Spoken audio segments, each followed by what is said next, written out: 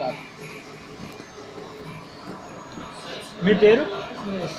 గట్టి చెప్పిన వాడు సురేష్. సురేష్. మీరు ఏం చేస్తుంటారు? డిజైనింగ్. ఇంతవరకు ఏమేమి డిజైన్ చేసారు? తీసుకోండి, మ్యారేజ్ డిజైన్ చాలా చేసాం.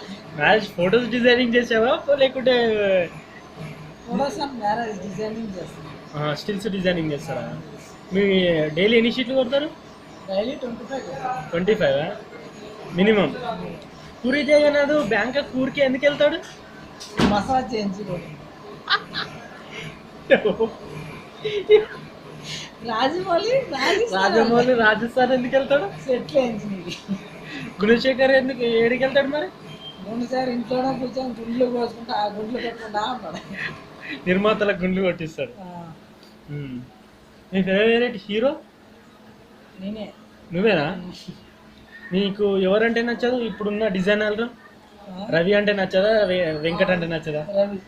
ఏ రవి నాకు వ్యతిరేకంగా మాట్లాడతాడు. ఓ వెంకట్ నాకు సగం కోఆపరేట్ చేస్తాడు, సగం కోఆపరేట్ చేస్తాడు. అయ్యో. ఇద్దరు కదా, ఇద్దరు అంతే, ఇద్దరు కదవలే. మరి మీరెంత నేనే చాలా పెద్దది, అది నాకే తెలుసు. మొత్తానికి మీ ముగ్గురిలో పెద్ద ఎదవా అంటే ఎవరి పేరు వస్తుంది ఫస్ట్? సాగర్ పేరు. రవి. ముగ్గురు డిజైనర్లలో వెంకట్, రవి, సురేష్. ముగ్గురు ఎదవని ఎవరికి రాలేదు.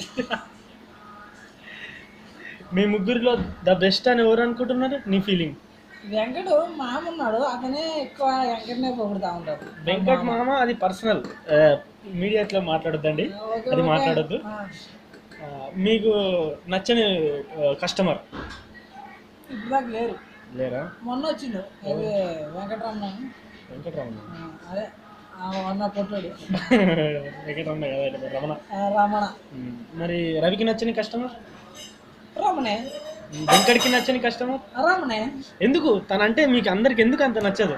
అక్కడెక్కడ గొడ్డ తిరుగుతూ ఉంటాడు.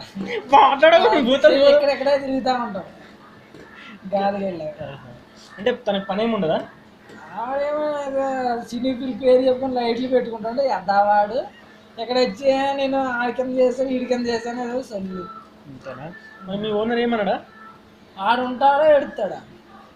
ఆడెప్పుడు థ్యాంక్స్ అండి, మీ విలువైన సమయాన్ని నాకు కోసం కేటాయించినందుకు. నేను చేసిన డిజైనింగ్ చూడండి సార్. చూపించలేరు కదా? చూడండి ఒకసారి వీడియో. ఇది మీరు చేసిందా లేకుంటే ఇదనే సార్?